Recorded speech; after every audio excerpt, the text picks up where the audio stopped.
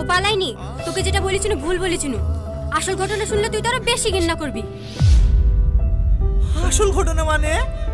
ও একটা ধর্ষিতা মেয়ে, থুবড়ু রাতে রেপ হয়ে হসপিটালে ভর্তি ছিল, তার লিগে তো আমাদেরকে যেতে বারণ করেছে। হ্যাঁ, তাহলে ও কোনো ছেলের সাথে পালিয়ে যায়নি? না। তুমি এই কথাটা আমাকে আগে বলবা না। ছি!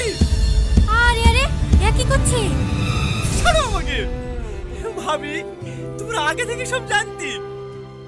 হ্যাঁ, আমরা দুদিন বাদেই সব শুনেছি। তাও আমাকে জানাওনি।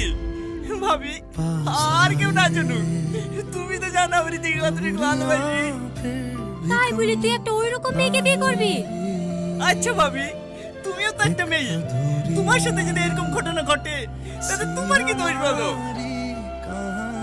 যা ভাবি, তুমি আব্বা মাকে কি বলো, আমি আজকেরই থেকে বিয়ে করবো।